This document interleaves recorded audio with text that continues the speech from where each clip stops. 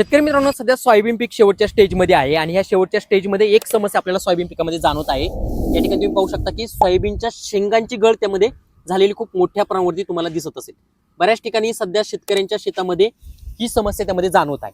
आता शेतकरी मित्रांनो, ही जी काही होणारी शेंगांची गळ आहे प्रामुख्याने पॉड ब्लाइट नावाचा त्यामध्ये एक रोग आहे, बुरशीजन्य रोग आहे, म्हणजे की शेंगांवरती येणारा करपा। एकतर त्या रोगामुळे ही समस्या येऊ शकते किंवा शेतकरी मित्रांनो एक दुसरा जो प्रॉब्लेम असू शकतो तो म्हणजे की तुमच्या सोयाबीनच्या पिकाला खोडकीड लागलेली असू शकते।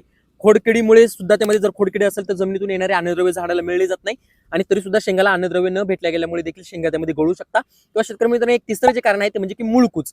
या तीन कारणांमुळे ही समस्या सध्या बऱ्याच शेतकऱ्यांच्या शेतामध्ये जाणवत आहे। तर याच्यावरती आपल्याला उपाय करत असताना करायचं काय, तर शेतकरी मित्रांनो आपल्याला वापरत असताना जे सोलोमन नावाचं कीटकनाशक असणार आहे याचा त्यामध्ये वापर करायचा आहे। 15 लिटरच्या पंपासाठी 25 ml वापरू शकता किंवा शेतकरी मित्रांनो इनसीपीओ सिजंटा कंपनीचं तर याचा देखील वापर केला तरी पण चालेल, की त्यामध्ये घेऊ शकता 10 ml कोणतेही एक कीटकनाशक वापरायचं आहे। याच्यामुळे खोडकिडी असेल तर तो प्रॉब्लेम आपला दूर होऊन जाईल।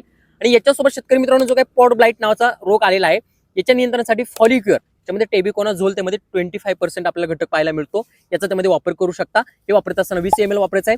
किंवा शेतकरी मित्रांनो जजमेंट नावाचं बुरशीनाशक येत असतं, याच्यामध्ये प्रोपिकोनाझोल आपल्याला पाहायला मिळत असतं, हे वापरत असताना 15 ml वापरायचं आहे। कोणतेही एक बुरशीनाशक घ्या आणि कोणतेही एक कीटकनाशक घ्या, याची त्यामध्ये दाट फवारणी जर तुमच्या शेंगा गळत असेल तर ही दाट फवारणी करा। याच्यामुळे शेतकरी मित्रांनो जी काही होणारी शेंगांची गळ आहे ही शेंगांची गळ त्यामध्ये थांबली जाईल आणि ही जी काही असणारी समस्या असणार आहे त्या समस्या त्यामध्ये तुमची सुटायला या ठिकाणी फायदा होणार आहे। शेतकरी मित्रांनो हा व्हिडिओ जास्तीत जास्त सोयाबीन उत्पादक शेतकऱ्यांपर्यंत नक्की शेअर करा। धन्यवाद।